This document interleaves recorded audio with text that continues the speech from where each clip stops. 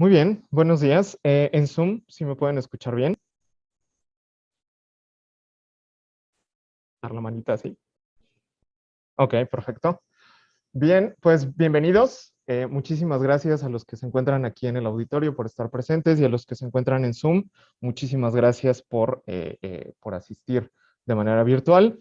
Para el Departamento de Fisiología es un gusto poder retomar las actividades de investigación y en este caso el seminario ya tradicional del Departamento de Fisiología. Entonces, en este sentido, para nosotros es un gusto poder compartir el conocimiento que se está gestando principalmente, por lo menos en estos meses, de investigadores que se encuentran dentro de nuestro departamento. Entonces, el día de hoy vamos a comenzar con un doctor que es para mí un gusto poderlo presentar. Es el doctor Aurelio Campos y me voy a permitir dar una breve semblanza de su currículum. El doctor Aurelio Campos Romo es médico cirujano por la Facultad de Medicina de la Universidad Nacional Autónoma de México. Ostenta el grado de doctor en ciencias biomédicas también aquí en la facultad. Realizó su estancia postdoctoral en el laboratorio AL101 de Neurodesarrollo y Fisiología en el Instituto de Fisiología Celular, también de aquí de la UNAM. Posteriormente fue nombrado investigador principal de la Unidad Periférica de Neurociencias de la Facultad de Medicina de la UNAM y del Instituto Nacional de Neurología y Neurocirugía en el 2012, labor que realizó hasta el año pasado, en el cual se incorporó como investigador adscrito a este departamento. Ha sido profesor de la Facultad de Medicina desde el 2006, realizó estancias de investigación en la Harvard Medical School, en Jenks Vestibular Physiology Laboratory, Massachusetts, y en el Banco Andaluz de Células Madre en Granada, España. Es miembro del Sistema Nacional de Investigadores SNI Nivel 1, y bueno, para mí es un gusto poderlo presentar con su tema del día de hoy. Muchísimas gracias, doctor. Gracias a ti.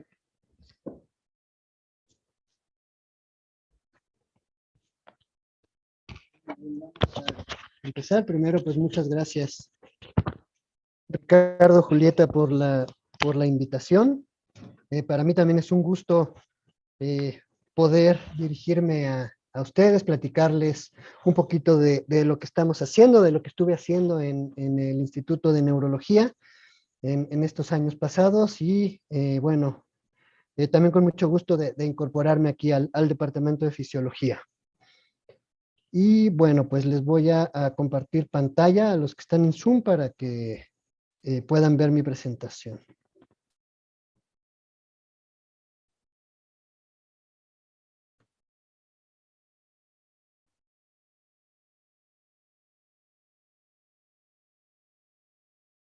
Si se ve bien en Zoom la presentación. Aquí voy a quitarlos para que vean los de aquí, ¿no? Sí, se ve bien también aquí. Muy bien, bueno, pues les voy a platicar acerca de, pues es esta línea de investigación que he estado haciendo los últimos años. Le llamé a la plática Estudio de la conectividad cerebral y su correlación clínica en pacientes con enfermedades neurodegenerativas. Este título es un poquito general, ya iremos aterrizando un poquito los detalles de la razón de este nombre. Bueno, para introducir un poquito el tema, me gustaría platicarles acerca de las enfermedades neurodegenerativas.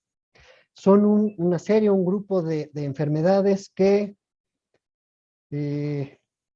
están cobrando mucha relevancia en últimas fechas debido principalmente al envejecimiento de la población mundial. Es decir, este tipo de patologías se asocian con el envejecimiento y bueno, como dice ahí, actualmente son responsables del 6.3% de la carga global de todas las enfermedades.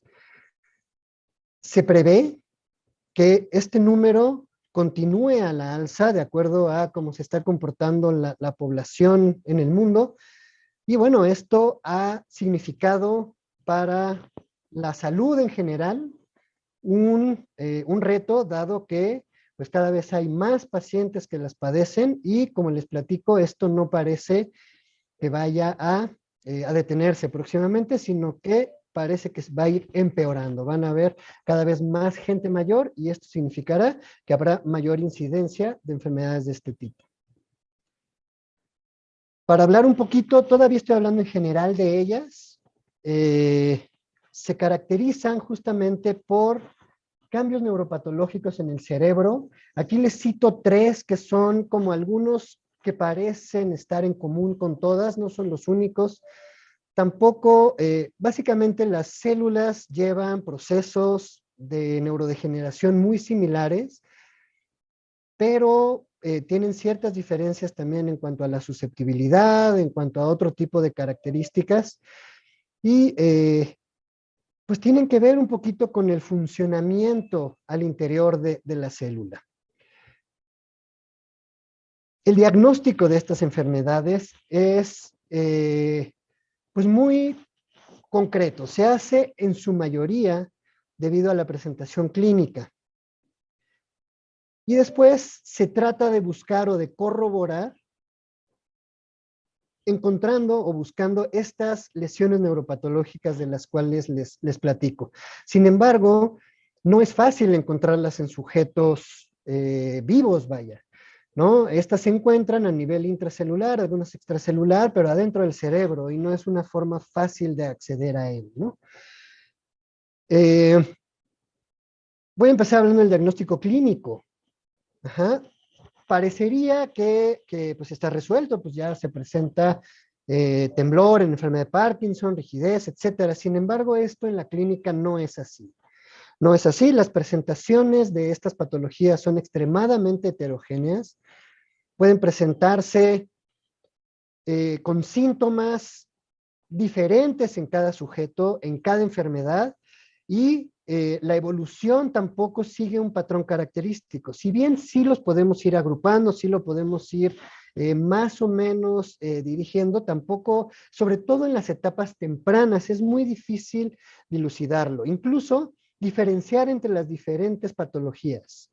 ¿Por qué? Porque tienen cosas en común. De pronto, si el paciente tiembla, pues sí, la gente en general dice, ah, parece Parkinson, pero no necesariamente es Parkinson. Hay otras causas que probablemente estén condicionando el temblor y esto da lugar precisamente a que se presenten tanto falsos positivos como falsos negativos. Es decir, podemos sobrediagnosticar enfermedades que no lo son en realidad y algunas que pueden ir pasando desapercibidas.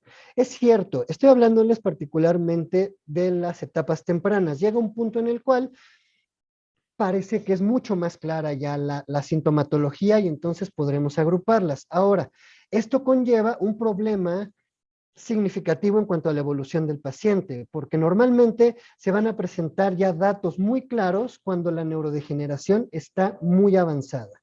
Entonces el reto pues es diagnosticarlas de manera temprana para que podamos apoyarle a los pacientes de mejor manera.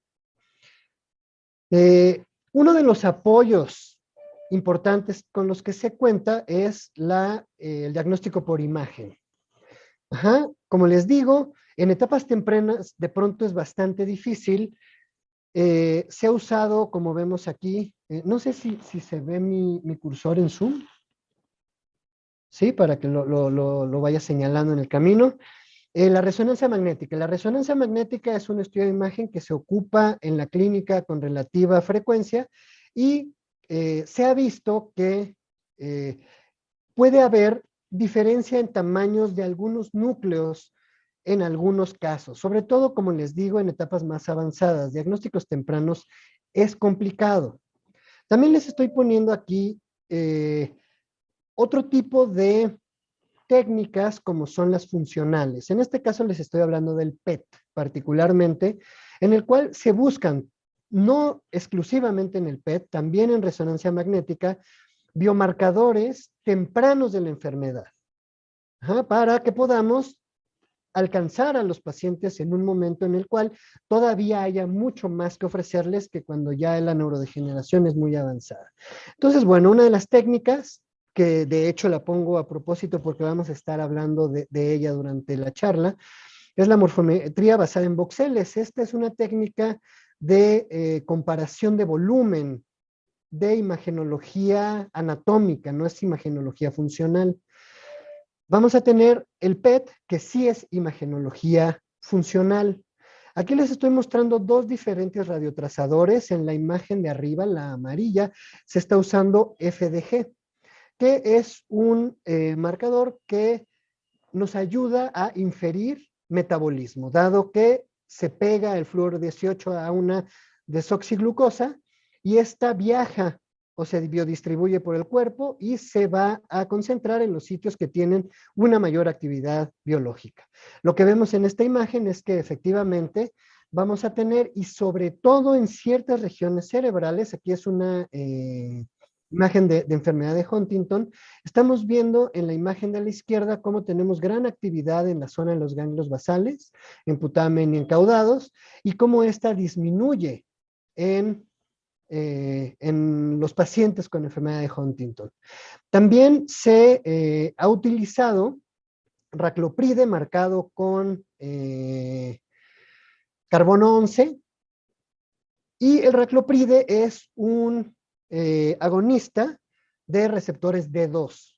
Esto es interesante porque dependiendo del tipo de patología de la que estemos hablando, va a haber una mayor captación o una menor captación del mismo, dado que es o va en relación a la sensibilidad o cantidad de los receptores. Usualmente cuando tenemos una baja de neurotransmisores, los receptores tienden a aumentar para compensar esta falta de actividad. Entonces, a diferencia de lo que podríamos esperar, decir, pues es que va a estar bajo, no, en patologías como la enfermedad de Parkinson deberíamos encontrarlo elevado. Y aquí lo estamos mostrando, este es enfermedad de Huntington, sin embargo, y aquí sí estamos viendo lo que les digo, ¿no? Vamos a ver esta actividad que es, o no es actividad, en realidad es la unión a estas regiones donde hay estos receptores y cómo va disminuyendo conforme la patología va avanzando. Entonces, bueno, se ha intentado de esta manera, no siempre de manera muy exitosa. Bueno, esto a manera de introducción en el laboratorio, estamos muy interesados justamente en identificar cuáles son los mecanismos, cuáles son las estructuras, cuáles son las formas mediante las cuales se están presentando pues estas enfermedades, tanto desde una perspectiva anatómica y funcional, vista desde la imagenología cerebral, hasta una parte muy funcional, es decir, cómo es que estas enfermedades se están manifestando en nuestros pacientes. Entonces, nuestra intención o nuestro interés en el laboratorio es justamente hacer este vínculo entre las estructuras cerebrales, cómo están funcionando, cómo se están conectando entre ellas y cómo el deterioro de las mismas está dando lugar a la sintomatología que están presentando los pacientes. El día de hoy les voy a platicar de dos trabajos que realizamos en el laboratorio en relación a la enfermedad de Huntington. Les voy a platicar un poquito acerca de ella para que entendamos cómo es que estamos abordando esta enfermedad. Es un poquito de historia. La primera descripción se hizo desde 1842 por Waters, donde se veían principalmente los cambios motores. Fue hasta 30 años después cuando George Huntington le llamó Corea de Huntington, y así se conoció por muchísimos años. ¿Por qué? Porque el principal síntoma que manifestaban o del que se quejaban los pacientes era la corea. La corea es un trastorno motor. Para entonces el doctor Huntington ya había detectado que se trataba de una enfermedad que se heredaba, es decir, que aparecía en las familias. Esto tiene una situación interesante que les voy a platicar, porque cada vez se va presentando en pacientes más jóvenes. En un inicio se presenta en pacientes grandes y les da tiempo de tener hijos antes de que tengan manifestaciones. Esto provoca que la enfermedad pues avance o que se herede, ¿no? Y empezó a ver también que tenía alteraciones, no solamente motoras, sino también en otras esferas.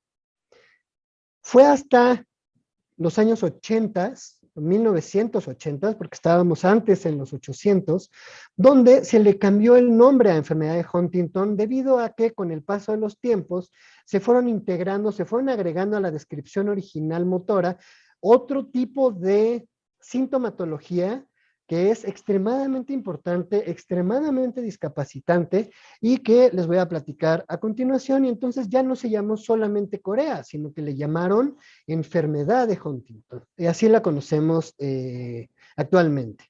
Ahora, se había visto que era hereditaria. Sin embargo, fue hasta 1983 que se encontró, se asoció con una alteración en el cromosoma 4 y fue hasta el 93 que se encontró el gen mutado. ¿Cuál es la ventaja de esto? Que es un solo gen el que está mutado. Entonces es relativamente fácil de detectar desde la perspectiva molecular. Ahora, tiene las consecuencias que ya les platicaré en un momentito con respecto a la forma en la cual se va a presentar. Bueno, la epidemiología. La prevalencia es entre 5 y 10 por cada 100,000 habitantes en población caucásica. Ahí es donde se describe principalmente. Esto no significa que solamente se presente en esta población. Como ven, es menos la prevalencia que, por ejemplo, la enfermedad de Parkinson, que es 10 veces más. Esto no hace que sea menos relevante, sobre todo por las características que va a tener esta enfermedad.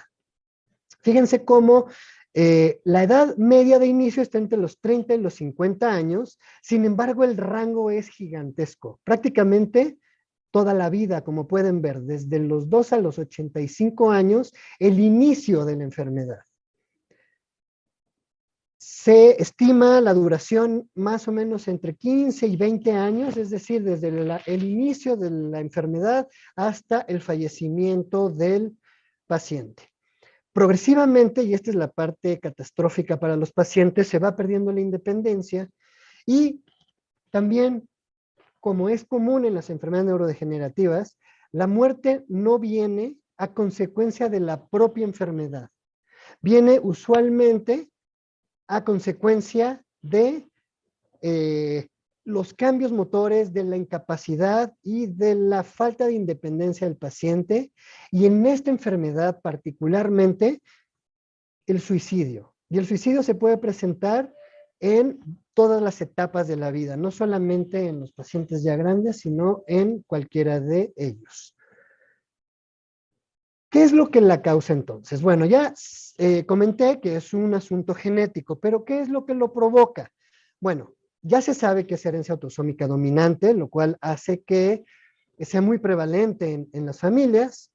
Es causado por un aumento en el número de las repeticiones CAG en el cromosoma que ven ahí. Este gen codifica para una proteína que se llamó huntingtina.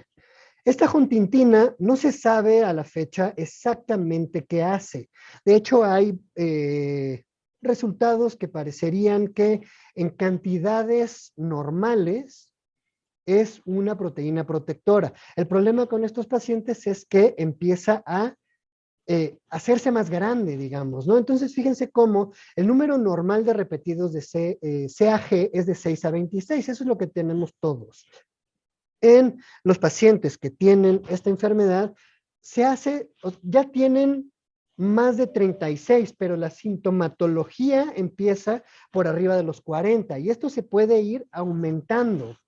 Y de hecho, lo que dice ahí es que conforme van pasando las generaciones, el número de repetidos empieza a ser mayor, empieza a haber una mayor cantidad de esta proteína acumulada y que no se puede degradar, y esto provoca que la enfermedad se presente en etapas cada vez más tempranas. Esto se llama fenómeno de anticipación. Y esta relación sí se ha visto, es decir, a mayor número de repetidos, la presentación o el momento de presentación es más juvenil. ¿Qué es lo que hace que esta huntingtina se empiece a acumular dentro de las células? Bueno, está principalmente presente o se relaciona principalmente con el circuito de los ganglios basales.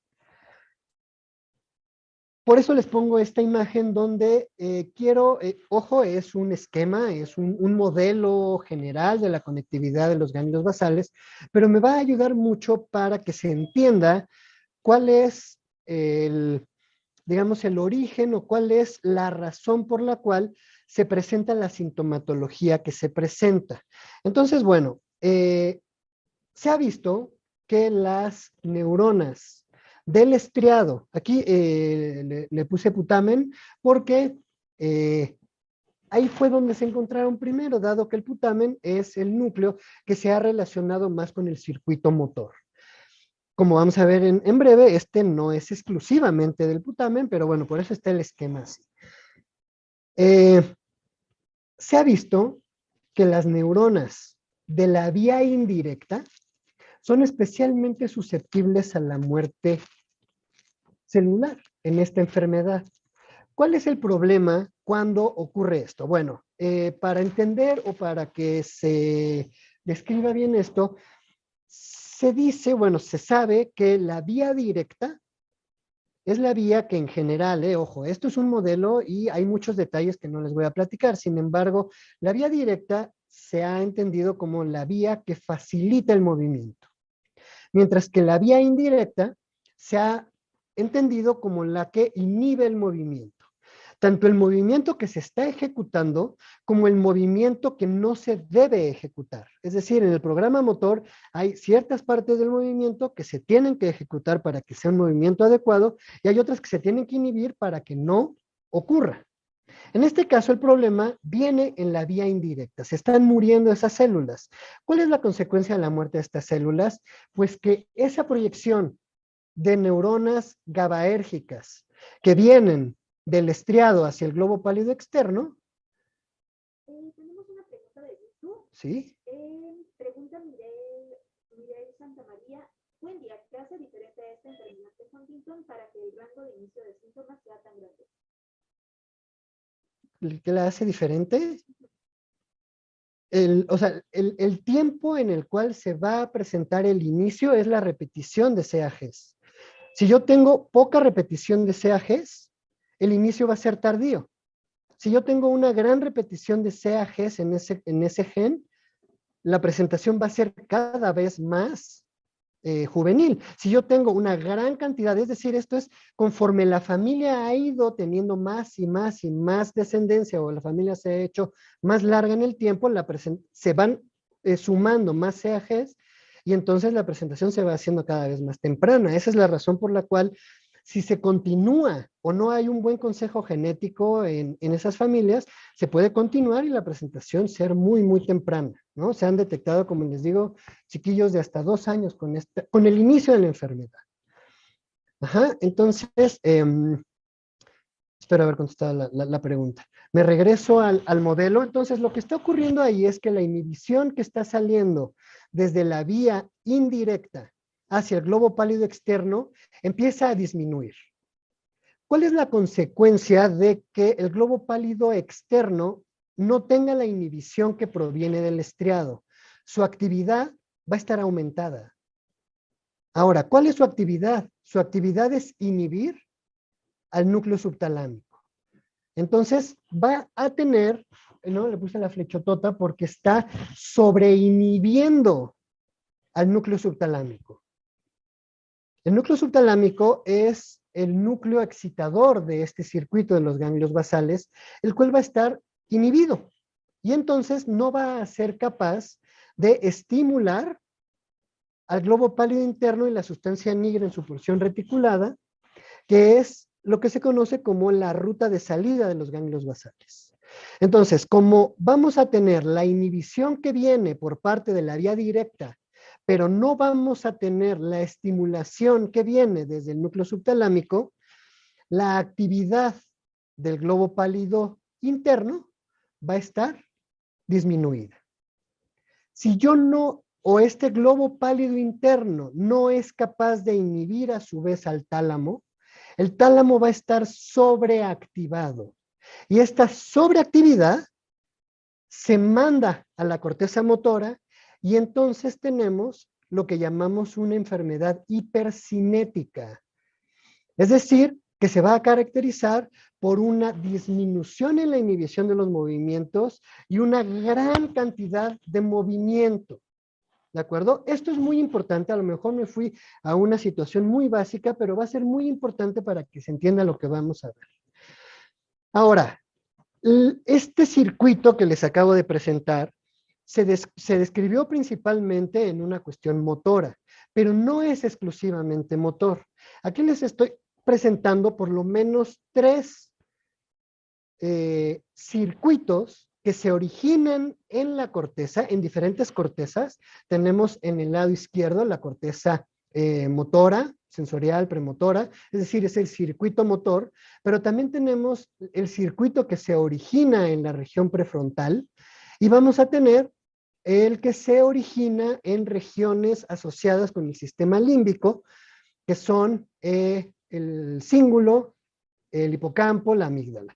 ¿Qué significa esto? Que estos circuitos no solamente están regulando conducta motora, sino que también están regulando otro tipo de conducta, que en este caso podemos decirlo de forma muy general, no es estrictamente que solo estas áreas lo hagan, pero sí estamos hablando de un circuito que tiene implicaciones cognitivas importantes, como el prefrontal, y vamos a tener un circuito que va a tener implicaciones muy importantes en cuanto a motivación y estado de ánimo por parte de este otro circuito. Si estoy platicándoles que, sobre todo en esta región, entre el estriado que está,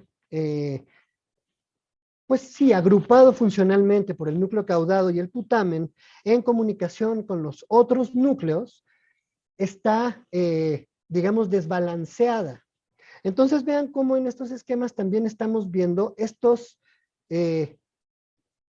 la posibilidad de que se encuentren desbalanceados estos circuitos, dado que están involucrados tanto el putamen, la vía indirecta, etc.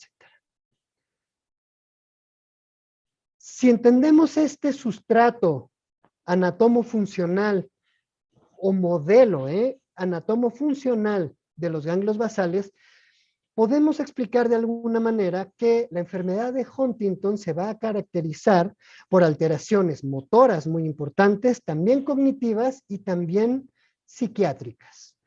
Hay otras que pongo ahí porque, insisto, además al tratarse de una enfermedad neurodegenerativa, sí es cierto que hay ciertos, que es lo que estamos buscando particularmente, ciertas susceptibilidades de ciertas regiones, pero en realidad el proceso neurodegenerativo es mucho más grande. Entonces se pueden presentar también otro tipo de alteraciones en estos pacientes. Voy a concentrarme ahorita en los cambios motores. Los pacientes inician con problemas generalmente en regiones distales, en dedos de las manos, dedos de los pies, también músculos faciales pequeños. Y esto que les pongo ahí de la marcha inestable como borrachos, esa fue la descripción que hizo el doctor Huntington en su momento. Parecería que tambalean, abren mucho el ángulo de las piernas para caminar y les cuesta trabajo la marcha, ya lo veremos. También se van a agregar alteraciones en la deglución, en el habla, hipocinesia, acinesia, distonía y signos cerebelosos. ¿Sí?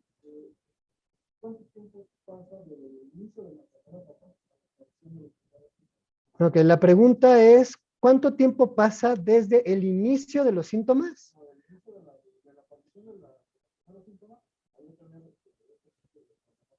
Ok.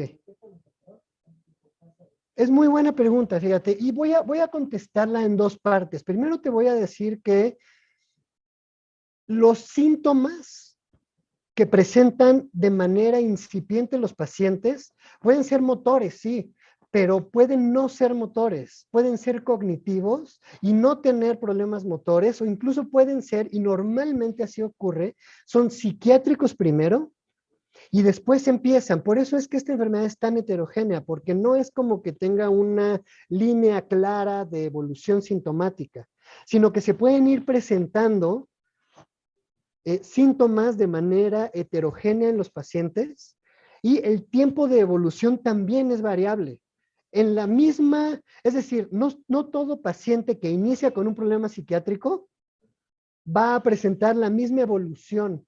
Es más, puede que los síntomas motores sean hasta el final y muy tarde, ¿no? Entonces, esta parte es muy, muy interesante. Entonces, en realidad, no puedo contestar concretamente tu pregunta porque no hay un tiempo específico entre que aparecen o cuál va a aparecer. Y ahí es donde nosotros queremos intervenir. En saber más o menos por dónde va a venir esta enfermedad. Ya te lo voy a platicar en un momento. Claro.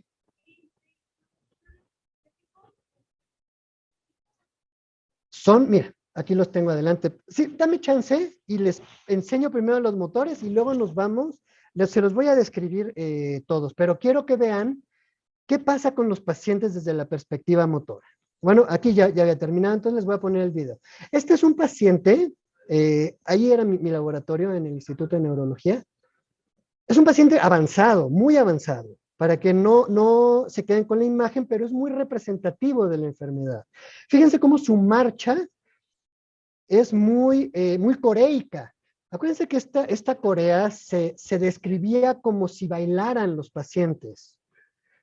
Parecería como que son muy rítmicos, ¿no? Como que están siguiendo la música. El paciente, como pueden ver, no puede detener sus movimientos, ¿sí? Esa es su cotidianeidad. Sí es cierto que también está siendo evaluado y entonces se exacerban un poco. Sí está relacionado también con el estrés, digamos, de estar siendo evaluado, pero no crean que mucho más. Vean cómo no puede estarse quieto. Aparece básicamente en todo el cuerpo, es bilateral. Este paciente tiene el brazo roto porque se cayó. Vean también la expresión facial, vean la cara, vean cómo tiene involucrado mucho del movimiento de la cara, que él no puede detener el movimiento. Se le pide que se levante, le cuesta trabajo levantarse. Por lo mismo, también tienen inestabilidad postural. Les voy a poner otra vez para que se vaya viendo el de la marcha, como es una marcha muy coreica, muy... voy a pausar para que camine más rápido el otro. Abre mucho. Sí parecería como que es una marcha de borracho. ¿Sí lo notan? ¿No? Va de un lado a otro, como que no puede caminar sobre una línea recta. Insisto, esto no es un paciente con datos incipientes. Este es un paciente ya con datos bastante avanzados de la patología. Ahorita, adelantito va a hacer una maniobra. Lo voy a adelantar a ver si. Que es muy interesante. Se me hace que ya la pasé. Donde se le pide que saque la lengua. Ahorita les voy a enseñar de todas formas otro video.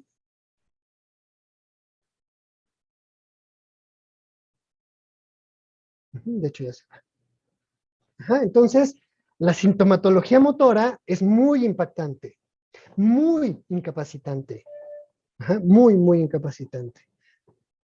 No sé si hay preguntas en el chat. Hay muchos, ¿no? ¿O están comentando? Están comentando y la única pregunta es la misma que realizó. Ok, ahorita la aclaramos. Bueno, estos son los cambios cognitivos que se han detectado. Principalmente se relacionan con las funciones ejecutivas y particularmente con lo que está descrito ahí, ¿no? Que es el darle el valor correspondiente a las cosas, su vida cotidiana, cómo se organizan, flexibilidad mental y tienen alteraciones de juicio. El lenguaje, fíjense, es interesante porque tienen problemas en la ejecución del lenguaje, pero no es un problema que se asocie con lenguaje, es decir, no tienen afasia, no tienen otro tipo de cosas, simplemente por el movimiento les cuesta trabajo vocalizar. Vocalizar, pero no se considera un problema del lenguaje, es un problema motor. La memoria está afectada, salvo la memoria semántica, es decir, conceptos, etcétera, no tiene ningún problema.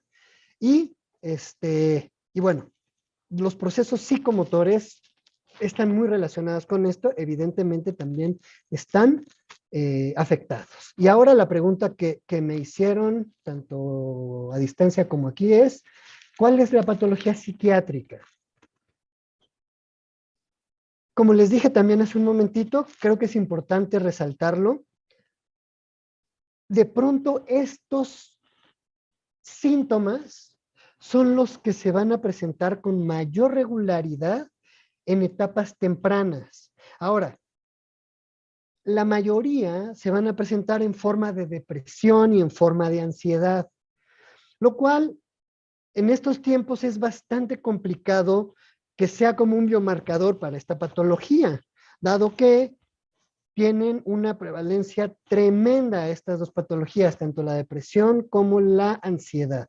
Fíjense el número de pacientes que eventualmente van a tener alteraciones psiquiátricas. Estoy hablándoles casi el máximo es el 76% de los pacientes van a tener una afección en el orden psiquiátrico. Entonces, como les decía, depresión caracterizada principalmente por apatía, baja autoestima.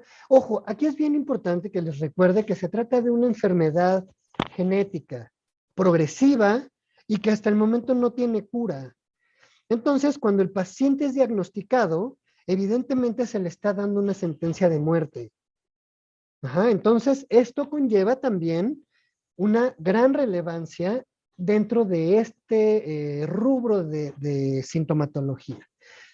No se queda ahí, puede presentarse en forma de trastornos un poquito más complejos como el trastorno obsesivo compulsivo, irritabilidad, agresividad, incluso llegar a psicosis caracterizada por paranoia, con alucinaciones, y estos datos de hipersexualidad o hiposexualidad. Contestada la pregunta de los trastornos psiquiátricos. Esto es muy relevante. La patología de pronto motora puede ir presentándose o agravándose poco a poco, pero este tipo de sintomatologías tienen un impacto muy importante en la vida cotidiana de los pacientes y de las familias. Es una situación familiar del cuidador principal, etcétera, donde la presencia de este tipo de sintomatología puede ser muy importante. Bueno, ya voy a entrar un poquito en materia hacia dónde vamos. Este es como presentarles la enfermedad, la complejidad de la misma y por qué la estamos estudiando. Ya les había platicado que la imagenología se está utilizando como una herramienta fundamental, dadas sus características poco invasivas, para estudiar al cerebro. Ajá.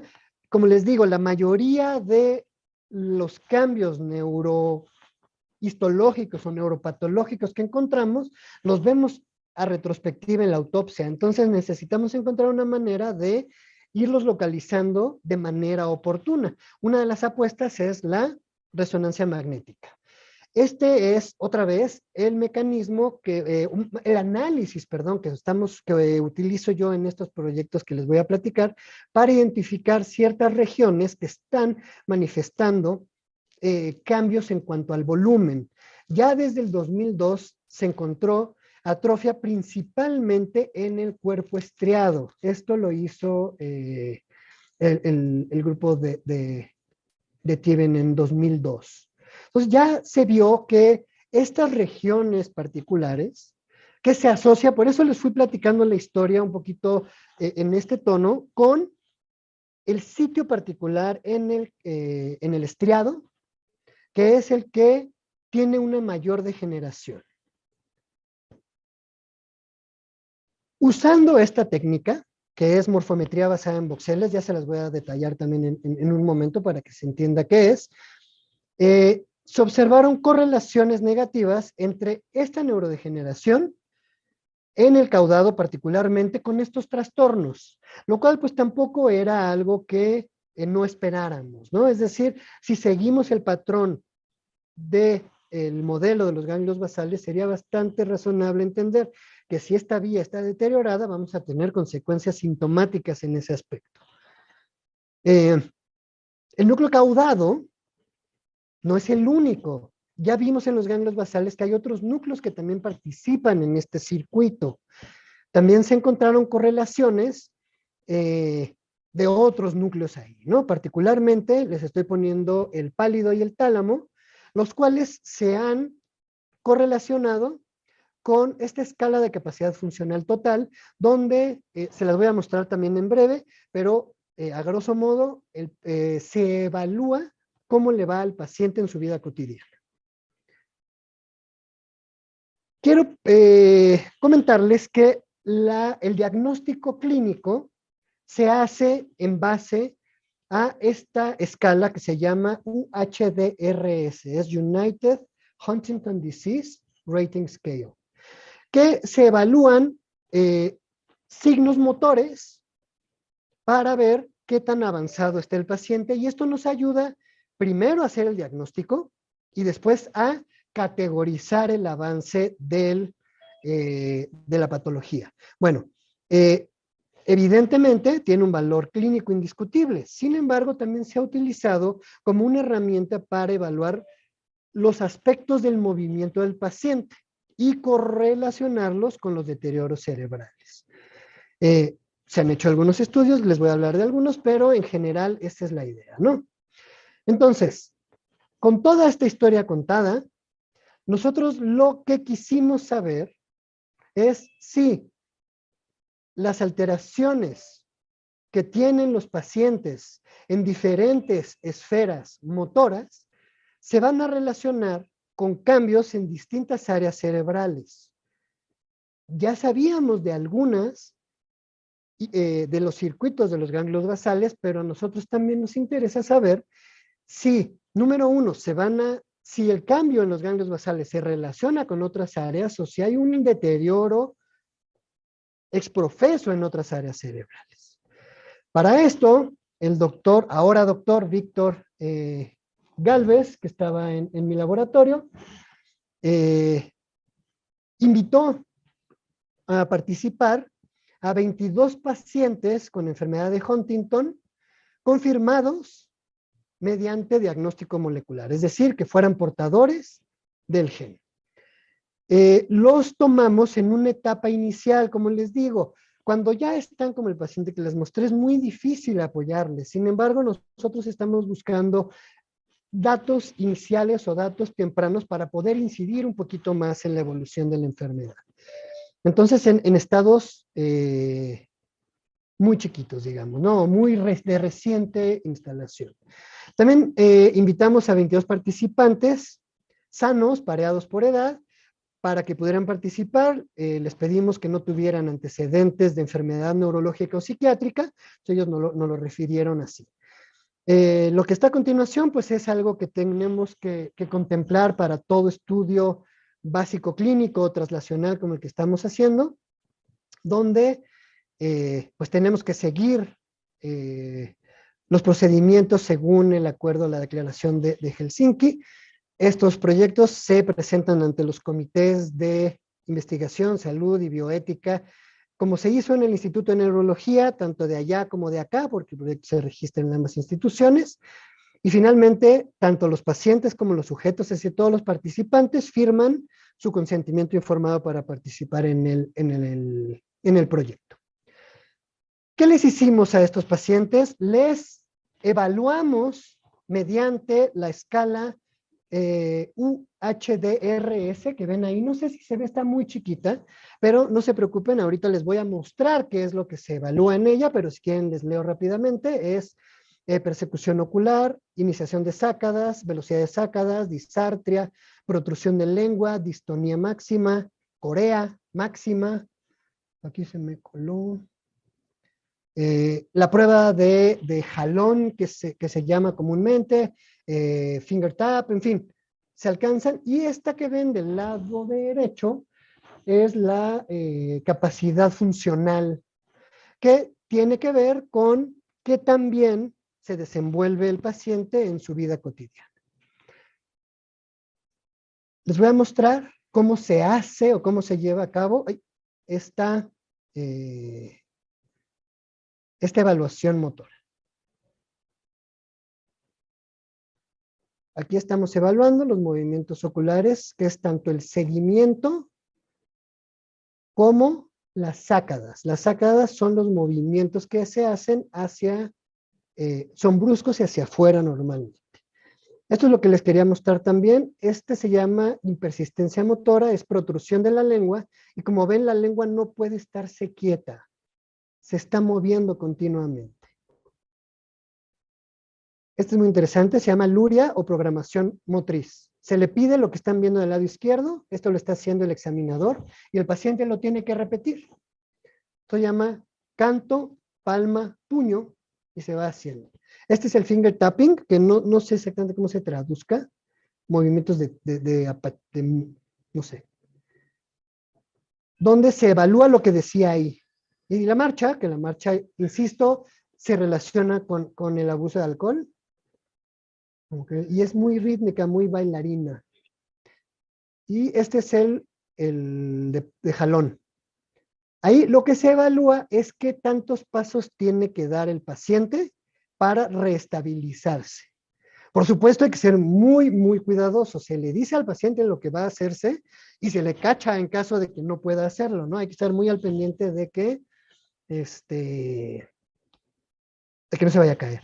En fin, esta es la evaluación motora que se realiza a los pacientes y se categorizan de acuerdo a este estado clínico, donde se involucran diferentes aspectos relacionados con la enfermedad para ponerlos en un estado clínico 1, 2 o 3.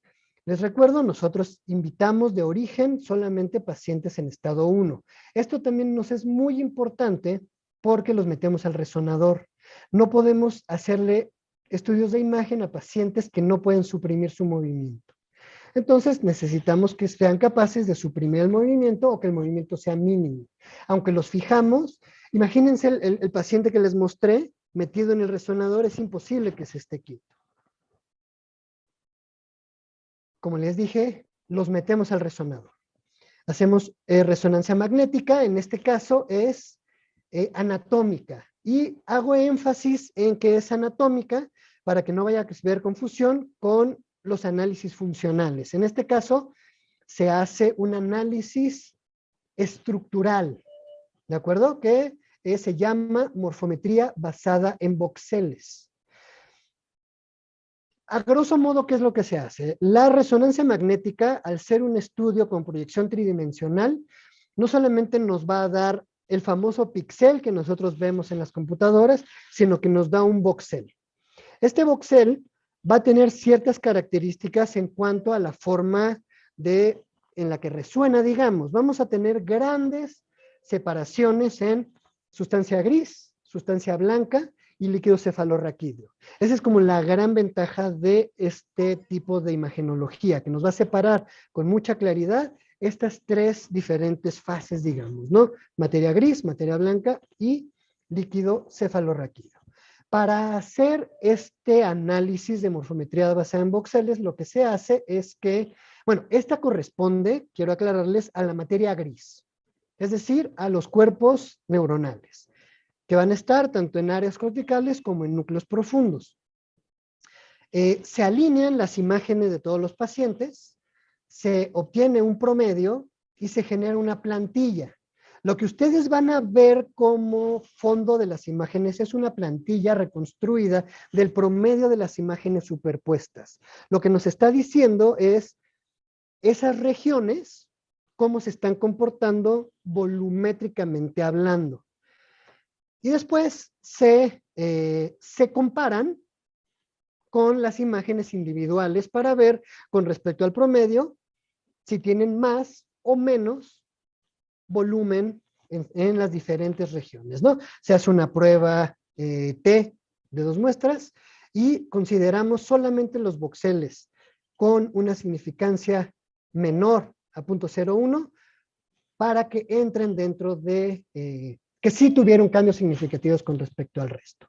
Bueno, entonces como les decía, lo que comparamos, vamos a hacer varias situaciones con respecto a cómo manifiestan clínicamente su enfermedad. En este caso estamos viendo simplemente las diferencias en cuanto a los volúmenes o las densidades, o lo voy a llamar así porque ya es lo que va a estar pasando, atrofia de ciertas regiones, ¿no? Entonces aquí estamos viendo las diferencias que se ven entre sujetos sanos y pacientes.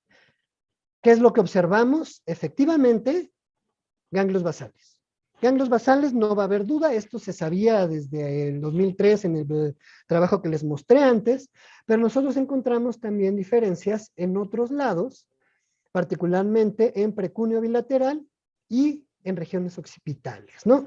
Entonces, lo que están viendo, como les digo, es la plantilla de los promedios de los cerebros de todos los participantes, y lo que ustedes ven en color son los sitios que estadísticamente mostraron diferencia del sujeto que se está probando con respecto al promedio. ¿Sí se entiende esto? Entonces, estamos viendo que las regiones que están pintadas, así es un mapa que le llamamos de calor. En cuanto más amarillo brillante está, la diferencia es mayor, y en cuanto es lo más que tiende al rojo es menos diferente. ¿De acuerdo? Y entonces estamos viendo justamente tanto en caudados como en putamen, grandes diferencias. Y también vamos a encontrarlas en regiones occipitales y en parietales. ¿De acuerdo? Que lo vemos allá en diferentes regiones. Esto solamente es con respecto a pacientes, contra controles. Ahora, nosotros quisimos ver las asociaciones entre la densidad de materia gris y los déficits motores. Para esto se hicieron correlaciones, ¿de acuerdo? De los voxeles que mostraron diferencia significativa con respecto a la escala global de la UHDRS, es decir, esto que yo les mostré, todo va dándole puntuaciones al paciente y al final se hace una suma. Porque, como les digo, es muy heterogéneo. Hay pacientes que tienen conservada la parte de movimientos oculares, pero hay unos que tienen muy dañada la parte visual, en fin, es heterogéneo esto. Entonces, se suman los resultados de todas estas evaluaciones y se obtiene una calificación global. Nosotros quisimos ver cómo se correlacionaba con el deterioro que habíamos visto, y lo que encontramos es, efectivamente, voy a insistir en esto porque en regiones estriatales es algo que no nos sorprende, pero empezamos a encontrar correlaciones, y aquí es donde viene la parte de la conectividad y donde viene la parte de cómo se está comportando el resto del cerebro en función de este tipo de situaciones, estructuras extraestriatales. Por ejemplo, el cerebelo derecho, y aquí más o menos se los voy a ir viendo, ¿no? Entonces, esta es la correlación que involucra cerebelo, es una correlación negativa, una correlación negativa, es decir, conforme más tejido va perdiendo o va teniendo menos volumen de materia gris, se van presentando con mayor intensidad los síntomas motores. ¿De acuerdo? Se correlacionan de esa manera. Entonces, se va deteriorando en los síntomas motores y el cerebelo empieza a tener mayor deterioro. ¿Sí se entiende esta correlación inversa? Vamos a tener de manera sumamente interesante con la ínsula y con la región del precuneus, que ya nos están hablando de otro tipo de procesamientos, ¿no? De un procesamiento ya más en relación con esta interfase entre el medio, el cuerpo, las sensaciones, etcétera, ¿no? Sí. La doctora Leticia de Hugo tiene la mano levantada. Sí. Adelante, doctora. No lo veo acá, pero adelante, doctora. Hola, va a ser la doctora Eli la pregunta. Es que estamos las dos tomando la plática. Perfecto, a tus órdenes. En las correlaciones me perdí un poquito. Sí. ¿Qué fue lo que correlacionaste? Porque al principio nos mostraste la diferencia en la imagen entre los controles y tus pacientes, ¿no? En los Sí. justamente Solamente en cuanto a la densidad, exacto. Lo que correlacionaste en el eje de las Y es actividad o es correlación o la diferencia entre pacientes. Son los voxeles que mostraron diferencia significativa en cuanto al volumen. Pero de los pacientes. Estos. O sea, imagínate que son estos Ajá. que mostraron un cambio significativo con respecto a los controles. Esos Pero en los cantidad de comparo, voxeles.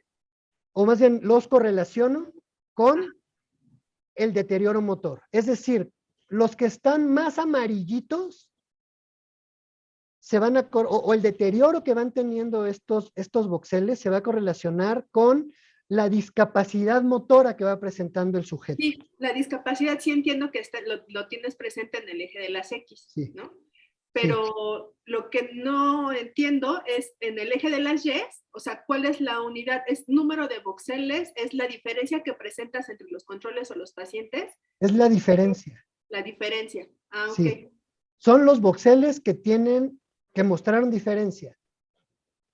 Ok, entonces, entre más voxeles diferentes hay. En cuanto menos densidad muestran esos voxeles, o menos volumen tienen esos voxeles, el paciente está más deteriorado motoramente. Esa es la correlación. Esos voxeles se están haciendo más delgaditos, menos grandes, y el paciente está teniendo mayor deterioro. Esa es la correlación. Esa es la correlación. Muchas gracias. Gracias. ¿Sí? Sí, gracias. A ustedes. ¿Aquí también se entendió bien eso? ¿Mm? Estaba yo acá. Bueno, entonces, vimos que son muchos los puntos particulares que se evalúan en estas escalas motoras y de la función. Entonces, se le ocurrió a Víctor hacer este análisis de clustering donde íbamos a subagrupar los pacientes en diferentes componentes principales para poderlos comparar con pues con los voxeles que se estaban viendo disminuidos, ¿no? Entonces se corre este análisis de componentes principales y nos arrojan 4 diferentes componentes. El primer componente, se agrupan los pacientes que presentan esta sintomatología. En el segundo componente, los que agrupan esta sintomatología, es decir, se van subagrupando de acuerdo a cómo se va presentando este signo en particular o esta evaluación en particular, porque no necesariamente es un signo, aunque la mayoría lo son. ¿De acuerdo? Entonces tenemos 4 componentes. El segundo, rigidez de brazos, seguimiento ocular y prueba de jalón. El tercero son movimientos sacádicos y marcha, y dejamos a Luria separadita, que es la que es puño, canto y palma. Lo que hizo Víctor fue correlacionar las puntuaciones medias, que esto es lo que me decía, de los componentes resultantes del clustering con la densidad de materia gris de los voxeles significativos. Es decir, ojo, no se compara con todos los voxeles de todo el cerebro, sino solamente los que tienen una densidad menor. ¿Por qué? Porque los otros no tienen sentido, porque no va a haber, uno va a ir hacia abajo y el otro se va a mantener. Entonces necesitamos que tengan estos cambios los voxeles para poderlos correlacionar con la sintomatología que está presentando el paciente. ¿Qué fue lo que encontramos? En el componente 1, ¿se acuerdan que era el componente 1? Disartria, pronación, supinación de manos, distonía máxima, bradicinesia, en fin, toda esta sintomatología que se agrupa en estos pacientes se correlacionó con estas regiones cerebrales, principalmente con el cerebelo, lo cual también hace bastante sentido si lo pensamos desde la perspectiva del involucramiento motor que tiene el cerebelo, ¿no? También con el caudado, y lo vimos también con el cíngulo posterior. ¿De acuerdo? Aquí lo que va llamando la atención es que de antemano a este estudio se sabía, se habían hecho correlaciones adentro de los ganglios basales.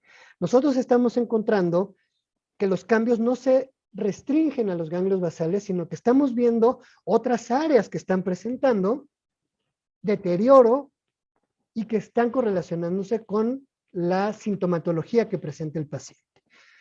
El componente 2 se correlacionó solamente con la circunvolución precentral izquierda. Ojo, aquí es muy interesante porque no hubo correlación en ganglios basales.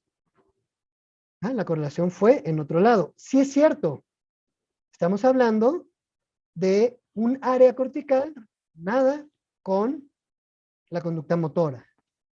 El componente 3 sí tuvo computamen izquierdo y el componente 4 no tuvo, es decir, la luria no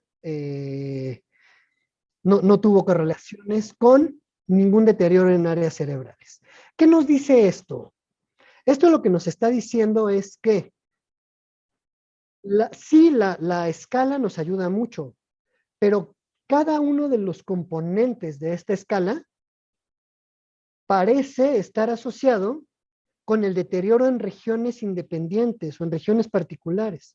Es decir, no es como un deterioro generalizado lo que me está provocando en la sintomatología, sino que podemos ir determinando ciertos sitios como los que están generando o que se están asociando al menos con el cambio en la conducta motora. Después de que obtuvimos esto, Víctor hizo las correlaciones entre las puntuaciones de los dominios individuales con la densidad de materia gris de los voxeles. Es decir, al entender que cada parte de la escala estaba generando su propio, o tenía su propio origen, pues quisimos correlacionarlos. ¿Qué fue lo que se encontró? Se corrieron todos, no todos correlacionaron. Ajá. Importantísimo, la corea. La corea correlacionó con el núcleo caudado de manera muy importante, pero también con el precuneus y la circunvolución cingulada posterior izquierda. Ojo, también empezamos a encontrar cambios lateralizados. Es decir, empezamos a encontrar estas asociaciones solamente en un lado, no en ambos lados. Esto no es tampoco demasiado sorprendente, considerando que, bueno, el caudado es bastante evidente, pero el involucramiento también de estas otras áreas en ciertas integraciones, digamos, de conducta. El seguimiento ocular correlacionó con el cerebelo, con el giro temporal superior y con el precentral. Esto es muy interesante también, el análisis de estas correlaciones, porque el cerebelo se ha asociado ya de antemano con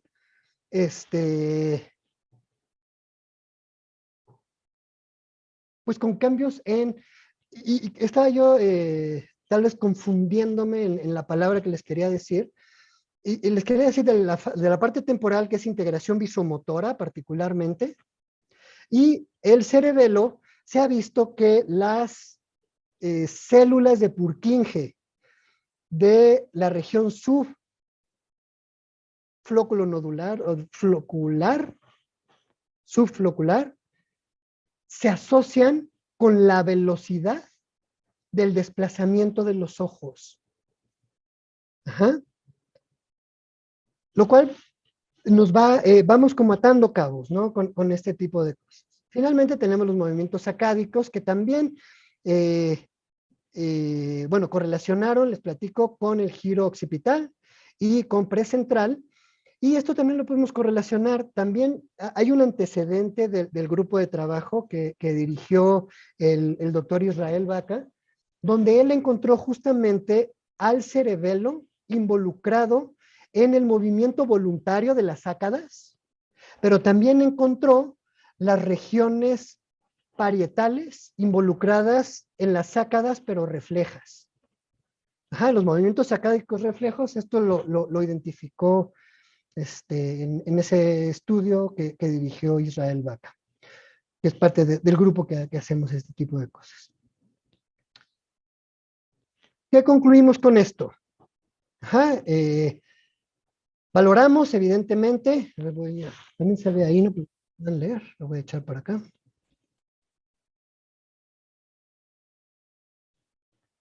La morfometría basada en voxeles, zonas estriatales como extraestriatales correlacionaron con las puntuaciones de la UHDRS en los pacientes.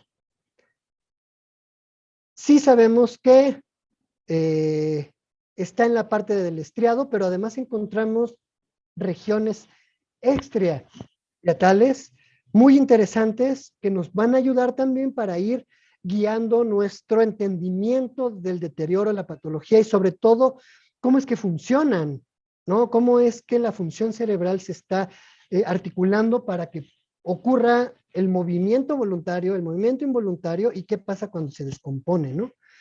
Y bueno, mostramos correlaciones entre dominios individuales de la escala UHDRS y neurodegeneración de regiones específicas del cerebro. Insisto, un poco el objetivo y la hipótesis era que íbamos a encontrar regiones extraestriatales involucradas en o deterioradas que se asociaran con los problemas clínicos que estaban teniendo los pacientes. No sé cómo vamos de tiempo, creo que bien, ¿verdad? Quiero platicarles de otro estudio que también continuamos con esta misma técnica. No quiero meterme en otros, hemos estudiado esta enfermedad desde diferentes perspectivas con diferentes preguntas, ¿no? Normalmente se hacen, de hecho el estudio que les platico es un estudio transversal donde los tomamos en un momento y vemos cómo se encuentra, ¿no? Es como una fotografía. Se han hecho varios estudios usando resonancia magnética donde se describe la principal atrofia macro, sobre todo en caudado hipotálamo. También hay atrofia generalizada en la corteza, tanto en etapas preclínicas como en sintomáticas. Sin embargo, no sabemos exactamente el patrón de progreso de estas patologías. Es decir, los hemos encontrado y sí decimos, bueno, hay ciertos núcleos que tienen menor tamaño, pero no sabemos exactamente cuál es la evolución. Si hay unos que se aceleran más que otros, si hay unos que van condicionando de manera más relevante desde la clínica. ¿Por qué? Porque ahí es donde tenemos que intervenir, o ahí es el área de intervención que tenemos desde la clínica, ¿no? Si nosotros podemos describir hacia dónde va y lo agarramos pronto, podemos intervenir de una manera más eficiente. Hay algunos estudios longitudinales, sin embargo, no han explorado cambios morfométricos. Se muestra algo de información acerca de la atrofia funcional con algunas funciones motoras y cognitivas. ¿De acuerdo? Entonces, con estos antecedentes, lo que quisimos estudiar fue cómo va progresando la atrofia de manera longitudinal en los pacientes con enfermedad de Huntington y cómo esta evolución, digamos, en el deterioro longitudinal tiene impactos funcionales, ¿no? Este trabajo lo hizo el ahora doctor Gabriel Ramírez García, también fue su proyecto de doctorado, y bueno, él hizo un trabajo extraordinario con estos análisis que ahorita les voy a platicar. Él invitó a 17 pacientes, baja un poquito el número porque pues no pudimos darle seguimiento a todos, ¿no? Ese es el problema principal de los estudios longitudinales, que darle seguimiento a los pacientes a lo largo del tiempo es bastante complicado. Y bueno, aquí ya no se los voy a leer yo, pero está descrito los requerimientos que son sumamente importantes para llevar a cabo este tipo de estudios clínicos o preclínicos. Para evaluamos las diferentes esferas del deterioro conductual, digamos, del paciente, ¿no? Utilizamos el MoCA como pues el estándar para ver cómo estaba en los procesos cognitivos. Este estudio es muy práctico, nos va a evaluar, aquí están descritos, si lo quieren ir ustedes viendo también, las diferentes esferas, la visoespacial, identificación, memoria, atención, lenguaje, abstracción y orientación. Se les ponen una serie de retos y el paciente tiene que ir avanzando, se va calificando. Aquí dependiendo cómo vaya su desempeño, pues se va calificando. ¿De acuerdo? Y entonces así evaluamos cómo está desde la perspectiva cognitiva. Ojo, aquí nos va a pasar algo parecido a lo que pasa con la motora. Van a ser diferentes esferas las que se están evaluando, pero va a haber una calificación total de toda la escala, ¿no? Esto nos da oportunidad de ser un poco generales o de irnos haciendo cada vez más particulares. Obvio, se va haciendo cada vez más complicado, ¿no? También quisimos evaluar el estado de ánimo. Se utiliza esta escala, se llama CESD, donde se le pregunta al paciente banco de preguntas y él tiene que contestar qué tan frecuentemente ha tenido estos sentimientos y emociones en la última semana, ¿no? Usted dice, bueno, en los últimos 3 días, en la última semana, ¿cuántas veces se ha sentido triste, ha estado con cambios de sueño, etcétera? Y entonces así vamos evaluando si está deprimido o no está deprimido, ¿no? Estas ya se las presenté, es la UHDRS que nos va a hacer una evaluación motora y la capacidad funcional total que nos dice cómo anda en su vida cotidiana. ¿Qué fue lo primero que hizo Gabriel? Bueno, quiso ver, aquí les voy a mostrar varias veces esta tabla con diferentes datos. Vamos a tener los datos de los sujetos controles o sanos, que al igual que los otros, tienen que decirnos que no tuvieran antecedentes neurológicos y psiquiátricos, ¿no? Entonces tenemos en la parte de arriba toda la parte, se me fue la palabra, bueno, edad, sexo, repetidos, etcétera, ¿no? Ahorita se las voy a decir, ¿no? Y abajo tenemos las calificaciones que obtuvieron en las diferentes pruebas.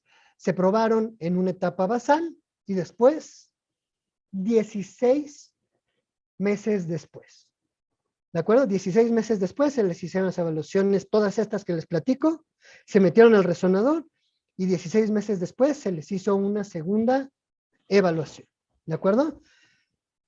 Aquí están en negritas las que tuvieron diferencias significativas.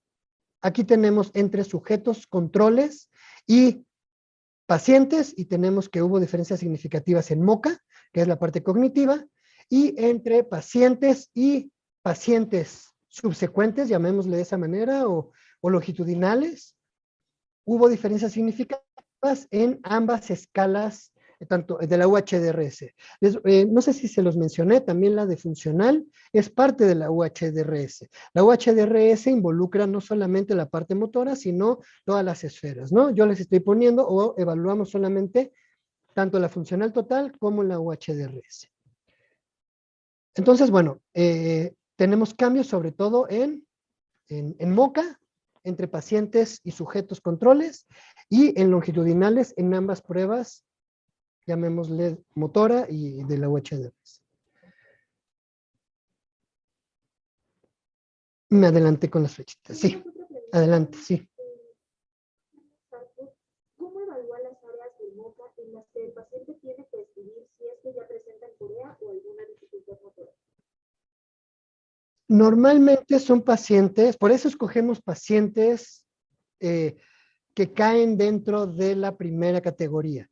Se les evalúa de todas formas. Se contempla si es un problema motor lo que lo está haciendo, pero en realidad se hace, y si no, hay ciertas partes de la prueba que se les puede ayudar. Se les puede ayudar o se puede rellenar. De hecho, hay muchas que se rellenan por el evaluador, hay algunas que sí tiene que hacer el paciente y se evalúa solamente si es por el trastorno motor lo que está pasando, pero nuestros pacientes, le adelanto, podían hacerlo. Y a propósito los escogimos así. Y bueno, aquí estaban básicamente las comparaciones que les dije que no había yo señalado, pero ya se señalaron. Bueno, hicimos varios análisis en la imagenología. El método fue el mismo, bueno, no fue el mismo, aquí les estoy mostrando uno nuevo que se llama análisis de grosor cortical.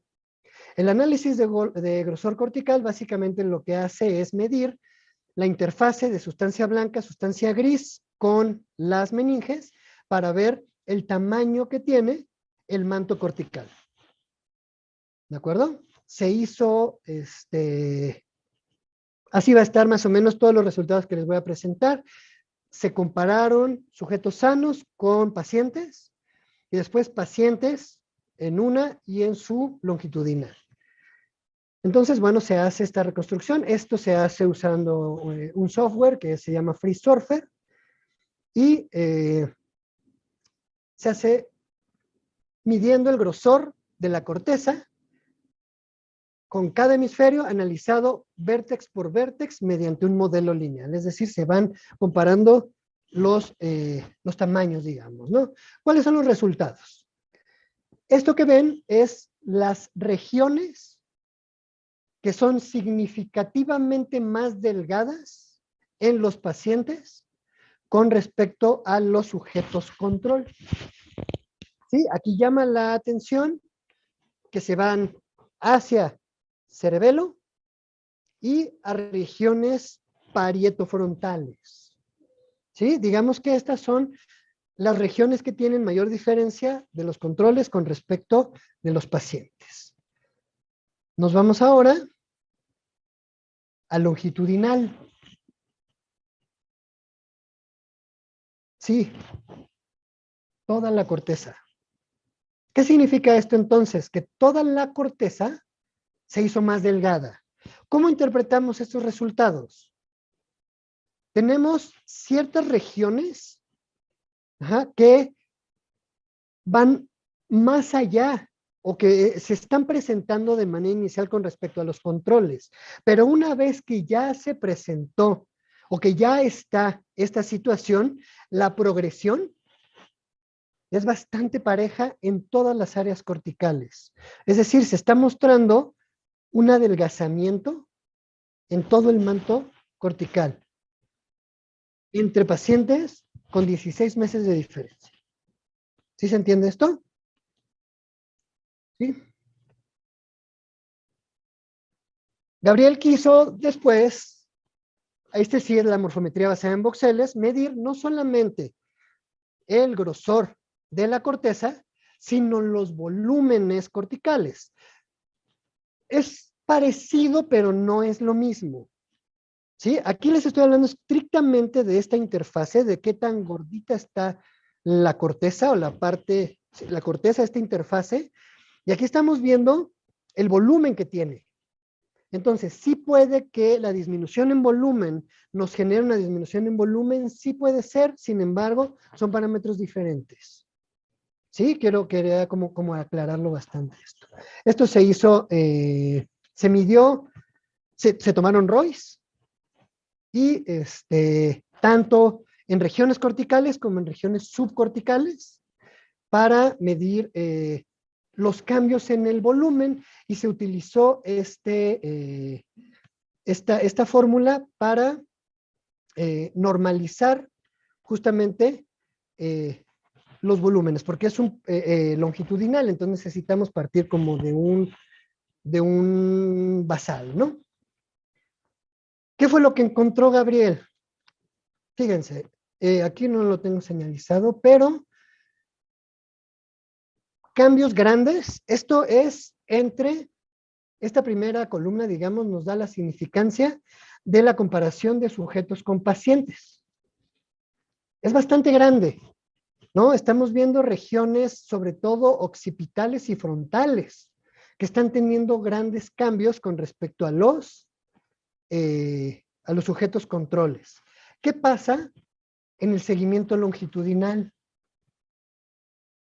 Tenemos frontales, parietales y un poquito de occipital. Pero vean cómo tenemos un predominio frontal. Y aquí les voy a presentar este es hemisferio izquierdo. Les presento hemisferio derecho porque no se comportaron de la misma manera. La tendencia es parecida, pero no son exactamente iguales. Aquí tenemos frontal y tenemos occipital, con un predominio claro en regiones frontales. Esta es la comparación de las estructuras subcorticales. Como les digo, no se comparó todo, se tomaron sitios de interés para hacer las comparaciones de volumen. Es decir, no nos fuimos a cualquier lado, simplemente vimos cómo se iba a comportar el caudado, cómo se iba a comportar, perdón, el putamen, el tálamo, el globo pálido, la amígdala, la cumbens y el hipocampo. Tenemos pregunta. Mari Carmen Cárdenas, dime. ¿Dónde estoy? Acá estoy.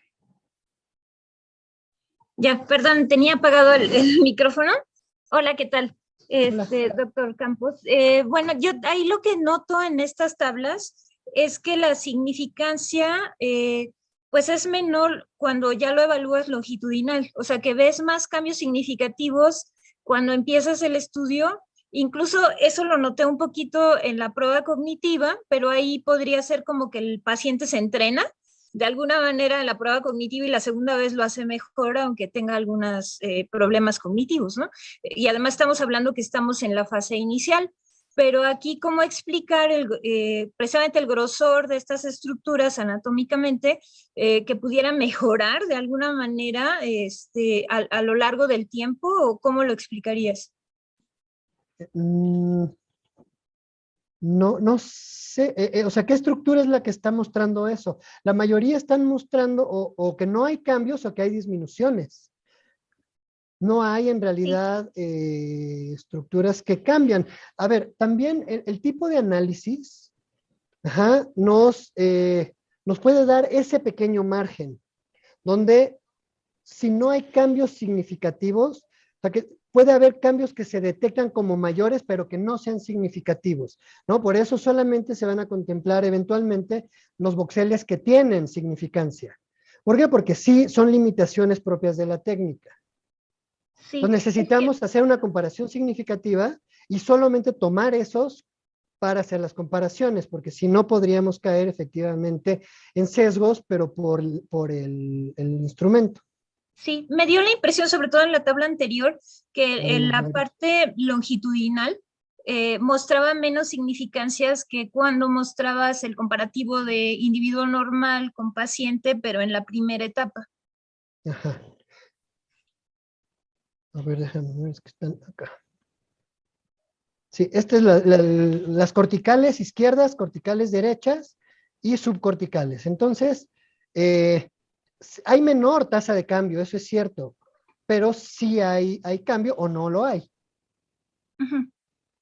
¿No? Entonces, sí, cuando yo estoy evaluando la diferencia entre un sujeto sano y un enfermo, las diferencias son más grandes. Además, estamos contemplando que la evolución de los pacientes tampoco fue tan larga. Recordemos que esta enfermedad dura 20 años. Entonces, los cambios que podemos llegar a observar en un año, año y medio, 2 años, no son tan grandes como las diferencias que observamos entre los sujetos sanos y los sujetos enfermos, aunque estén en una etapa inicial. Claro. Ok, gracias. Sí, con gusto. Hay otra mano, M. Cerezo. Hola, muchas gracias. Gracias. Mi nombre es María Inés Cerezo y tengo una duda. Me llama la atención la diferencia de resultados en hemisferio izquierdo hay más que en hemisferio derecho. Entonces, mi pregunta es, ¿se valoró la lateralidad de las personas? No. Okay. Y está extremadamente interesante, por supuesto. No lo hicimos, pero merece mucho la pena intentarlo, por supuesto. Ok, gracias. Sí, gracias. Pues, ¿hay alguna otra mano? No veo. No veo manitas.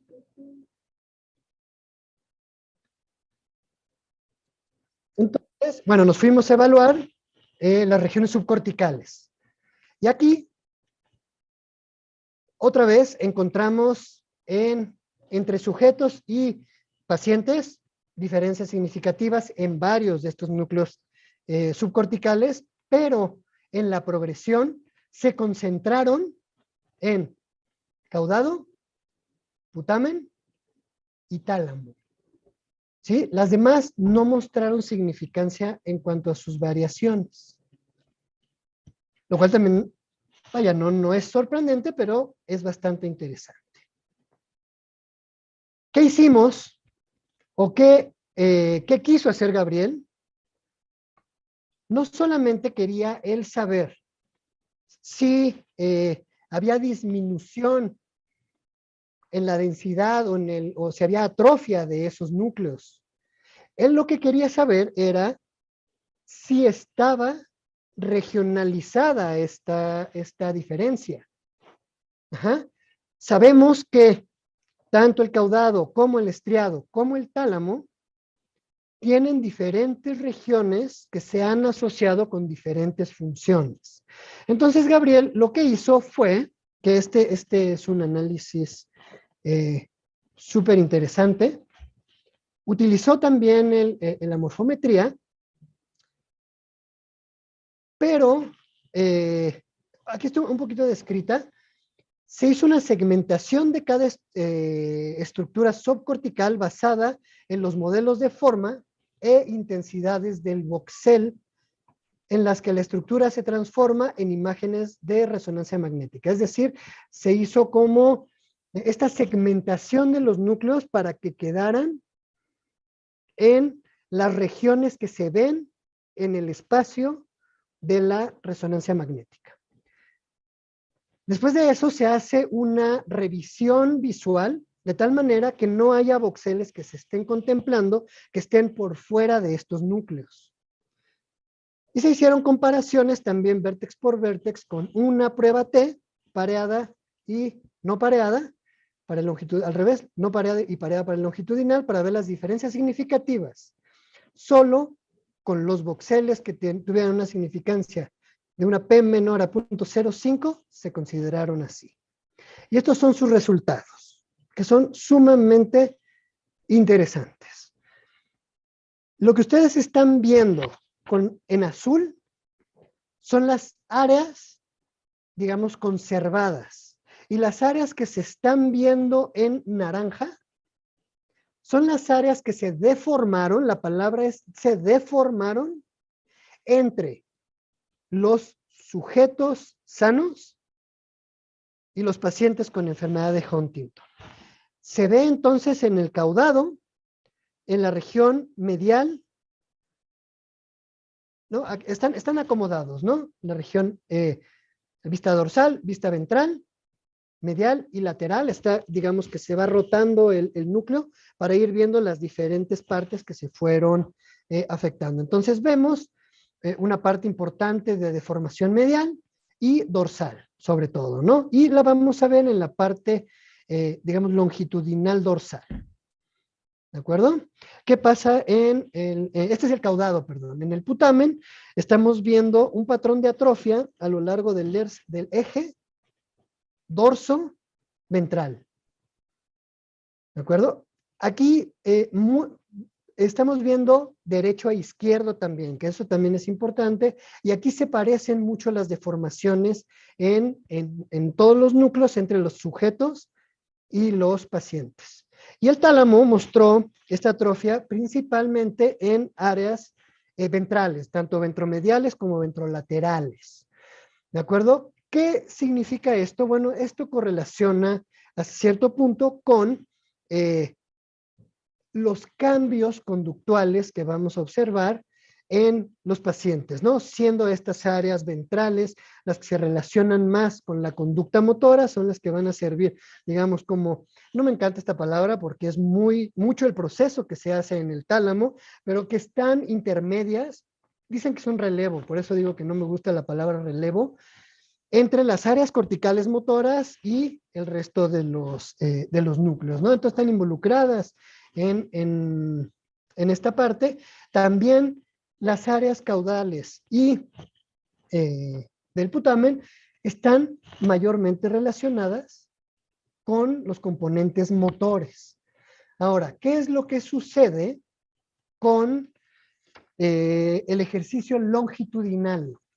Lo que están viendo en azul es la región conservada y la región que están viendo en rojo es la deformada. Entonces, ¿qué es lo que vemos? Vemos encaudado, la principal se está dando a nivel de la cabeza del caudado, la cual se relaciona con los circuitos límbicos. Ajá, la cabeza del caudado. Vamos a tener en putamen, que es la cara anterior, la que está anterior lateral, pero vistas desde la perspectiva dorsal. Y este se va a relacionar con el límbico y el ejecutivo. Y finalmente, aquí es donde les quería llamar la atención, porque aquí tenemos una deformidad no homogénea en lado izquierdo y lado derecho. Fíjense cómo vamos a tener una mayor deformidad del lado izquierdo. Recuperando la intervención de la doctora, va a ser sumamente interesante cuando se evalúe, porque sí lo tenemos pensado, evaluar lateralidad de los pacientes. Es decir, si hay un mayor deterioro, normalmente no se observa clínicamente esta lateralidad. A diferencia de otras patologías donde sí es muy clara la lateralidad, aquí no, aquí hasta ahora, esto no lo hicimos de antemano porque no lo sospechábamos, porque clínicamente no es muy evidente la lateralización. Hay que ser como muy finos en la evaluación, no es grandota. O ustedes notaron, por ejemplo, en el paciente que les mostré, tenía su manita rota, ¿no? Pero no parecía que tuviera como un lado más lesionado del otro. Ahora, encontrando estos hallazgos, la verdad es que sí que merece la pena echarle una mirada justamente a eso, ¿no? Entonces estamos viendo el lado izquierdo con mayor deterioro del lado que del lado derecho, y vemos estas regiones que también se van a correlacionar con cambios principalmente de vinculación motora. En el tálamo sigue siendo la vinculación motora la que tiene un mayor predominio, digamos, en este caso. Se hizo, este análisis también se le ocurrió a Gabriel, me parece que es un análisis súper interesante, porque él lo que quería ver era las correlaciones que existieron entre las tasas de cambio de la conducta y de el deterioro en imagen o de la atrofia. ¿Se entiende esto? Longitudinalmente se encontraron cambios, tanto en las evaluaciones como en la imagen cerebral. Entonces lo que se calcula es la tasa de cambio que correlacione con la tasa de cambio. ¿Sí se entiende esto? Para que tengamos entonces un análisis longitudinal. Ajá, no podemos verlos en un momento, sino cómo es que cambiaron con respecto al tiempo en una y en otra, y si estas correlacionan, ¿no? Y para eso se usó esta fórmula, ¿no? Donde se hace una Rhodes-Spearman y se usó como variable molesta, digamos, el disease burden, que se calcula por edad y las repeticiones del CAG. ¿Qué fue lo que encontró Gabriel? Una correlación negativa. Aquí estamos viendo, fíjense, en la parte de arriba son las tasas de cambio en la funcional, digamos, en la funcional total, en la escala funcional total, y en la parte de abajo estamos viendo las correlaciones entre las tasas de cambio de la UHDRS total con solamente las evaluaciones motoras, y encuentra efectivamente una correlación parcial negativa. Ajá. ¿Esto qué quiere decir? Que conforme las áreas cerebrales se van volviendo atróficas, los pacientes empiezan a tener cambios en las calificaciones de sus escalas. Es decir, estamos encontrando una clara correlación. ¿En qué región? Esa sí está clarísima en azul, con el caudado. ¿Sí? El caudado, el deterioro progresivo del caudado está correlacionando de manera directa con los cambios observados en estas escalas. ¿Qué otra correlación encontró Gabriel? MoCA. ¿MoCA qué evalúa? Evalúa toda la parte cognitiva, ¿no? Recuerden que no las separamos en este estudio. En este estudio es calificación global del MoCA. Y se correlacionan, otra vez, ojo, son la tasa de cambio de MoCA con la tasa de cambio de atrofia cerebral. ¿Con qué regiones se correlacionó? Esta, digo, era algo que podíamos de alguna manera intuir, pero ahora lo estamos corroborando. Estamos encontrando una tasa de cambio en esta área frontal y casi prefrontal que nos está haciendo un sentido bastante claro con los cambios que se están viendo desde la perspectiva cognitiva. Y también estamos viéndolo con la región paracentral derecha, que está muy involucrada también en todas estas partes de integración. Bueno, pues entonces con estos resultados, lo que podemos concluir es, a nivel de la corteza encontramos un adelgazamiento progresivo generalizado. Esto lo vimos gracias al estudio longitudinal. Resaltan los cambios vistos en el lóbulo frontal, la atrofia progresiva en el caudado, el putamen y el tálamo como estructuras subcorticales. Además, se identificaron estas relaciones específicas entre la conducta y la atrofia. Resaltan lo que vemos entre el caudado y el rendimiento motor y la capacidad funcional total, y el lóbulo frontal superior con los cambios que los pacientes obtuvieron en su análisis mediante MoCA.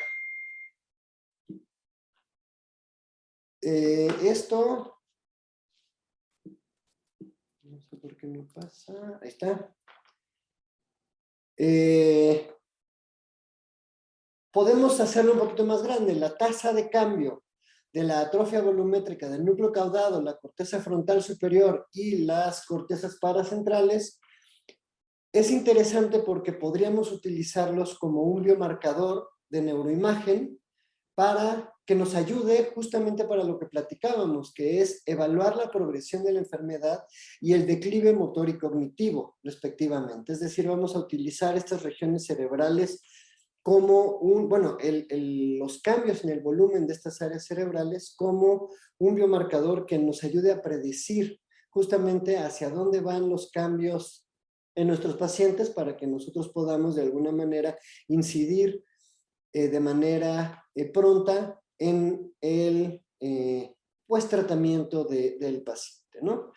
Entonces, para finalizar este tipo de análisis, considerando su sensibilidad, yo creo que también, además de servir como biomarcadores, nos pueden ayudar efectivamente para entender mejor la fisiopatología de las alteraciones en los circuitos cerebrales, de tal manera que podamos entender un poquito mejor cuáles son las estructuras que subyacen a los cambios conductuales que nosotros vemos en los pacientes. Finalmente, me gustaría resaltar en los agradecimientos, por supuesto, al Instituto de Neurología, donde estuvimos haciendo las evaluaciones y recibimos a los pacientes, y a la Facultad de Medicina de la UNAM. Todos estos trabajos se hicieron en colaboración con el grupo del doctor Juan Fernández Ruiz, y bueno, un agradecimiento o un reconocimiento especial al doctor Víctor Hugo Gálvez Zúñiga y al doctor Gabriel Ramírez García, quienes fueron los que llevaron a cabo los análisis y estos proyectos. Las resonancias magnéticas las obtuvimos en el Instituto Nacional de Psiquiatría, y bueno, pues no me queda más que agradecerles su su atención y, por supuesto, quedamos abiertos a preguntas. Doctor Aurelio, muchísimas gracias por su ponencia. Entonces, pues como bien lo mencionaste, tenemos algunas preguntas. Algunas son de YouTube y algunas son, que estaban aquí en el Zoom. Entonces, bueno, la primera pregunta es de Ana Vázquez de YouTube. Nos pregunta, ¿el diagnóstico temprano permite algún tratamiento que retarde su evolución? Pues justamente esa es la idea. A ver, al ser una enfermedad tan heterogénea, pues tan florida y tener tantos puntos en los cuales podemos nosotros incidir, desde una perspectiva, digamos, neuropatológica, desde una perspectiva mucho más estructural, no tenemos cómo hacerlo en este momento. Sin embargo, sí se le puede ofrecer al paciente alternativas en cuanto a terapia de rehabilitación. Entonces, que finalmente van de la mano. Si nosotros ejercitamos, digamos, las funciones que nosotros predecimos que se van a ir deteriorando, vamos a prolongar efectivamente el progreso clínico de la enfermedad, quizá no el neuropatológico, al menos no lo tenemos tan claro. También sería muy interesante en un estudio futuro poder analizar esto, si podemos mediante alguna terapia de rehabilitación evitar que exista o que progrese. Nosotros estamos apostando más a la esencia de la rehabilitación, que es fomentar un poquito las conexiones, fomentar un poquito pues sí, la plasticidad dentro de las estructuras que permanecen todavía dentro del cerebro. Es decir, no vamos a evitar que se sigan muriendo, pero sí vamos a hacer más eficientes las conexiones, y esto creemos que va a postergar la presentación clínica. Ok, muchísimas gracias. La siguiente pregunta es del doctor Mario Vázquez. Él nos envió, ¿existe disminución de la densidad neuronal o disminución del volumen de las neuronas corticales? Ajá. Es interesante esta pregunta. ¿Cómo podemos responderla mediante los estudios que nosotros hacemos? Es difícil. ¿Por qué? Porque no, al menos no el instrumento o el análisis que nosotros utilizamos para hacer estas mediciones nos dicen si, por ejemplo, la disminución del grosor cortical está dada por una disminución, digamos, en el número de neuronas, o por que las neuronas tengan menor volumen. Ahora, esta respuesta yo la puedo dar de antemano y voy a aprovechar, esto fue en una conversación que tuve con el doctor Héctor López, donde en estudios anteriores en los cuales se hacen autopsias de los cerebros de los enfermos con diversas enfermedades neurodegenerativas, sí se ha visto claramente que hay una disminución en la cantidad de neuronas. Es decir, estas neuronas, como vimos de antemano, se hacen susceptibles a la muerte celular, empiezan a morirse, y entonces, digamos que estas regiones cerebrales tienen menor densidad, ¿no? A costa de una menor cantidad de neuronas, ¿no? Es interesante esta pregunta porque me ayuda digamos, a poner un poquito más fino el detalle de nuestro alcance dentro de la resonancia magnética. Y en este punto es importante porque nosotros podemos correlacionar lo que ya sabemos de antemano mediante estudios neuropatológicos en cerebros de pacientes que fallecieron, donde sí que se encuentran estas relaciones, y nosotros las podemos corroborar con los estudios de neuroimagen. Ciertamente no es sensible a eso el estudio, pero sí podemos correlacionarlo con lo que ya sabíamos de antemano. Entonces, contestando la pregunta, creo que correlacionará con un menor número de neuronas. Ok, muy bien, muchísimas gracias. Tenemos una pregunta que es del doctor Francisco Estrada. ¿cómo se evaluaron cómo se evaluó la velocidad de los movimientos sacádicos? ¿Es a ojo del observador? No, no, en realidad, bueno, ese estudio yo no lo hice en estos pacientes. Bueno, a ver, lo voy a partir en dos porque hablé de dos estudios diferentes. Cuando nosotros evaluamos mediante la escala UHDRS los movimientos sacádicos, sí es mediante la experiencia del observador.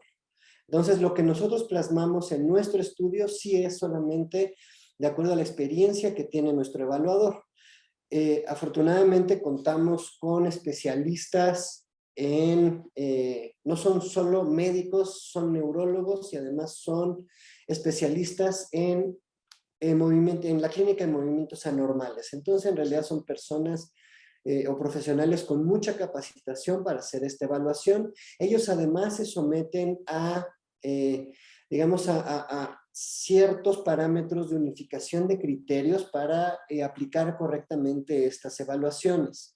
Ahora, yo mencioné otro estudio del doctor Vaca Palomares, donde ellos utilizan, bueno, eye tracker, es decir, un aparato que se encarga precisamente de medir estos detalles mucho más a fondo. Entonces, contestando las preguntas, hablé de estas dos cosas. En nuestro estudio sí es efectivamente solo con el criterio del observador. Sin embargo, hay manera de evaluarlo con ciertas herramientas tecnológicas. Ok, muchísimas gracias.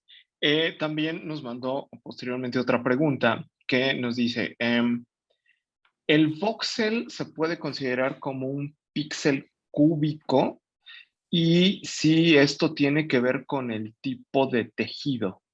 ¿Se mide, se calcula o qué es lo que, o cuál podría ser la interpretación del voxel?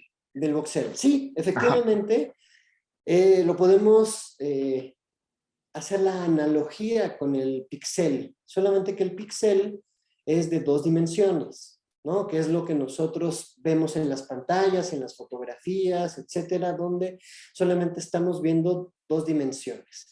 El voxel se le añade la tercera dimensión, que es la de fondo, por decirlo de una manera, dado que la resonancia magnética pues nos proporciona justamente esta tercera dimensión, al ser un estudio donde se hacen cortes progresivos, nosotros tenemos toda la información no solamente en alto y en ancho, sino también en profundo. Entonces sí, podríamos hacer esta analogía, que sería como un píxel en forma de cubo, ¿no? Un voxel, esa es la definición. Ahora, bueno, la resonancia magnética, ayúdame Ricardo con la segunda parte de la pregunta, ¿es cómo se mide o...? Ajá, lo que lo que nos preguntó es, ¿el voxel se calcula o se mide? No, el voxel está,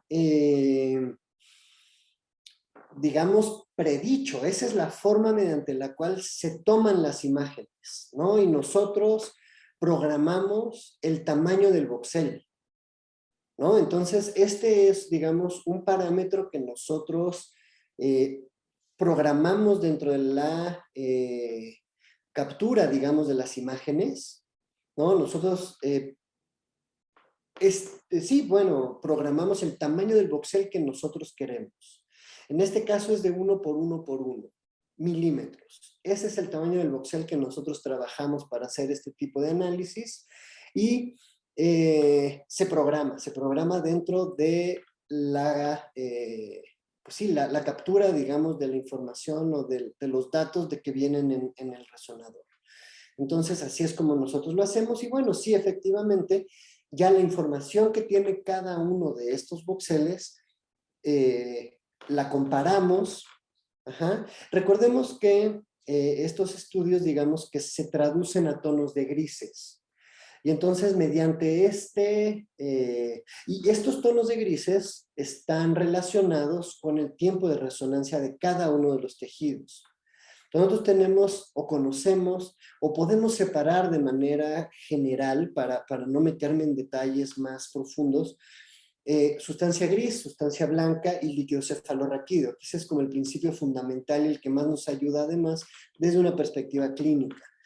Entonces, nosotros vamos a comparar, digamos, ese tejido de acuerdo a estas propiedades de resonancia, que no hay que confundirlo como si fueran rayos X o tomografía donde estamos viendo exclusivamente densidad. Aquí estamos usando parámetros de resonancia magnética que son diferentes a la densidad de los tejidos. Ahora, efectivamente, nosotros estamos midiendo el volumen, entonces lo que hacemos es ver la cantidad de voxeles que están dentro de las estructuras, ¿no? Y entonces podemos tener un parámetro de volumen de las estructuras. Creo que sí contesto la pregunta. Sí, ¿verdad, sí, Ricardo? sí, que justo también preguntaba que si dependía del tipo de tejido, ¿no? Es decir, Sí, depende del tipo de tejido, el tiempo de resonancia que va a tener. Y este tiempo de resonancia es el que se mide con el aparato y es el que después se interpreta mediante el software en tonos de grises. ok, perfecto. Muchísimas gracias. Y ya, bueno, yo me voy a tomar el atrevimiento de hacer la última pregunta. Claro.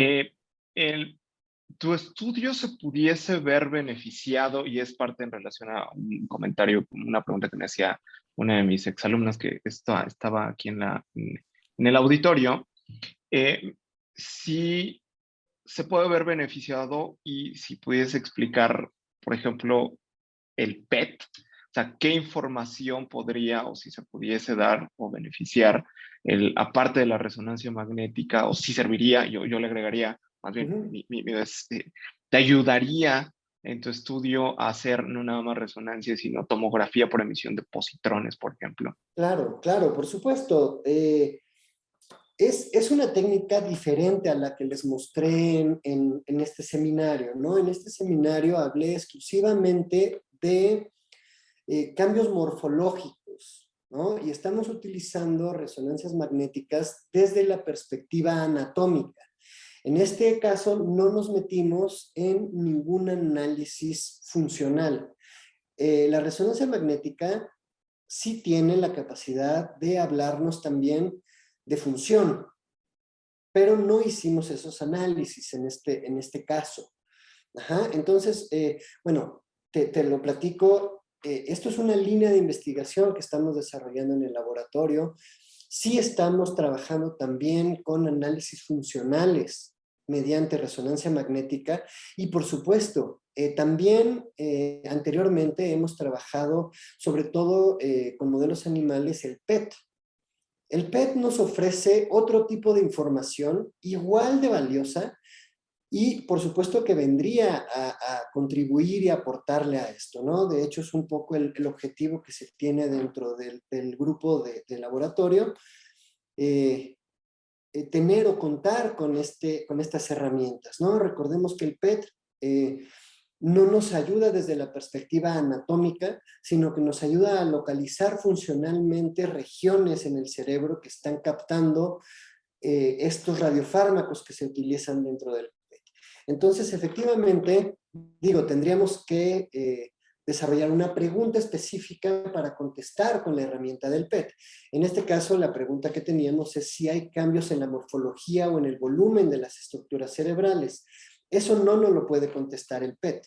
Pero, por ejemplo, como les mostré también en alguna de las diapositivas, se están buscando biomarcadores como raclopride, como otro tipo de sustancias de DTBZ, fluorodopa, que son sensibles a las vías dopaminérgicas, por ejemplo, y se correlacionan con diferente actividad que está teniendo el cerebro, tanto de los sujetos sanos como de los pacientes. Hablando, por ejemplo, de la actividad cortical, si se usara fluorodeoxiglucosa, que es uno de los radiotrasadores más usados con la técnica de PET, nos ayudaría sí a ver cómo estaría, por ejemplo, la actividad de las diferentes regiones y compararlas entre sí.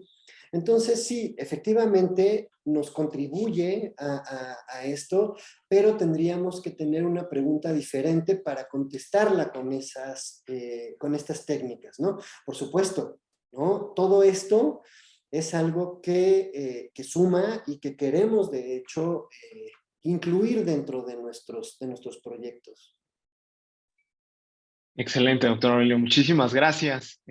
Pues ya no hay más preguntas. No sé si quieres agregar un último comentario. No, pues muchas gracias por la oportunidad de platicarles lo que estamos haciendo en el laboratorio.